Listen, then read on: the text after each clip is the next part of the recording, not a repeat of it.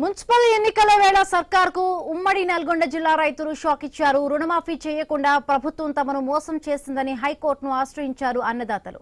2024లో రైతు రుణమాఫీ పథకం కింద జీవో 567 ను జారీ చేసింది ప్రభుత్వం. అయితే తన అప్పు రద్దు కాకపోవడంతో హైకోర్టును ఆశ్రయించారు. యాదాద్రి జిల్లా జంగారెడ్డిపల్లికి చెందిన బద్దం నరసింహారెడ్డి తాము మోసపోయామంటూ నల్గొండ సూర్యాపేట జిల్లాకు చెందిన రైతులు కూడా న్యాయస్థానాన్ని ఆశ్రయించారు. ఈ ఘటనను హైకోర్టు సీరియస్ గా పరిగణించింది. వివరణ ఇవ్వాల్సిందిగా ప్రభుత్వం వ్యవసాయ బ్యాంక్ అధికారులకు నోటీసులను జారీ చేసింది. ఈ ఇష్యూ ప్రతిపక్షాలకు అస్త్రంగా మారింది.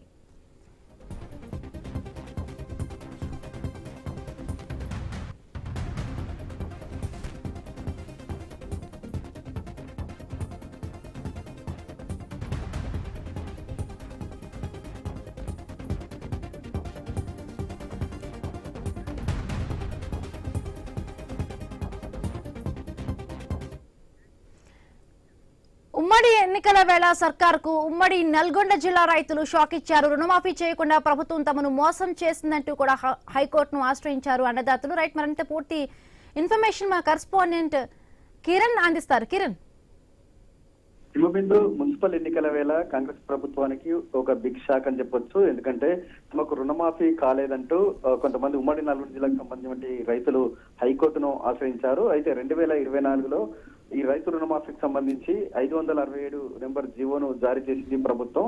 అయినప్పటికీ తమకు రుణమాఫీ కాలేదని, తమకు అంటే ఆ అప్పులకు సంబంధించి వడ్డీలు పెరుగుతున్నాయనేటువంటి ఆవేదన వ్యక్తం చేస్తూ హైకోర్టును ఆశ్రయించారు రైతులు. యాదాద్రి భువనగిరి జిల్లా ఒలిగొండ మండలంలో జంగారెడ్డిపల్లికి చెందినటువంటి ఒక బద్దం నరసింహారెడ్డి అనేటువంటి ఒక రైతు హైకోర్టులో పిటిషన్ దాఖలు చేశారు. అయితే ఈ ఘటనను సీరియస్ గా తీసుకున్నటువంటి ధర్మాసనం వ్యవసాయ శాఖ కమిషన్ కు, అదేవిధంగా రాష్ట్ర ప్రభుత్వానికి, వ్యవసాయ శాఖ అధికారులతో పాటు బ్యాంక్ అధికారులకు కూడా నోటీసులు జారీ చేయడం జరిగింది. అయితే ఈ ఘటనపై రైతులకు సంబంధించి పిటిషన్ వేసినటువంటి ఘటనపై సీరియస్ గా స్పందిస్తూ కూడా సదరు వారందరికీ బాధ్యులను చేస్తూ కూడా నోటీసులు జారీ చేయడం జరిగింది.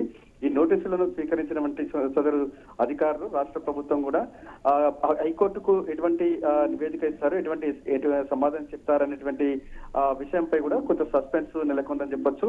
అయితే ఈ ఘటన సంబంధించి ఫిబ్రవరి 3కు వాయిదా వేసినట్టు కూడా తెలుస్తా ఉంది. ఆ రోజు వాయిదా సంబంధించి వీరు ఎటువంటి వివరణ ఇస్తారని కూడా ఆ రోజు తేలనుంది. అయితే బద్దం నరసింహారెడ్డి అనేటువంటి రైతు పిటిషన్ వేసిన తర్వాత ఇటు సూర్యాపేట, అదేవిధంగా నల్గొండ జిల్లాలకు సంబంధించి దాదాపు 30 నుంచి 40 మంది రైతులు కూడా హైకోర్టులో పిటిషన్ వేయడం జరిగింది. అయితే సూర్యాపేట జిల్లాకు సంబంధించి రైతులు దాదాపు 3000 మంది రైతులకు అకౌంట్ లో డబ్బులు పడ్డప్పటికీ కూడా మళ్ళీ బ్యాక్ అయినట్టు కూడా తెలుస్తా ఉంది. అంటే ఈ ఘటనకు సంబంధించి బ్యాంక్ అధికారుల నిర్లక్ష్యం కావచ్చు, వ్యవసాయ శాఖ అధికారుల నిర్లక్ష్యం కూడా ఉందని కూడా వాళ్ళు ప్రస్తావిస్తూ వాళ్ళు కూడా హైకోర్టును ఆశ్రయించినట్టు కూడా తెలుస్తా ఉంది. మొత్తానికైతే మున్సిపల్ ఎన్నికల వేళ ఇటు కాంగ్రెస్ ప్రభుత్వానికి అన్నదాతల నుంచి ఒక బిగ్ షాక్ ఎదురైందని కూడా చెప్పొచ్చు. మరి అన్నదాతలు వేసినటువంటి పిటిషన్ పై రాష్ట్ర ప్రభుత్వం, అదేవిధంగా వ్యవసాయ శాఖ అధికారులు ఎటువంటి స్పందన ఉంటుందనేది తేలాల్సి ఉంది. Himabindu. Right, thank you Kiran, thanks for the updates.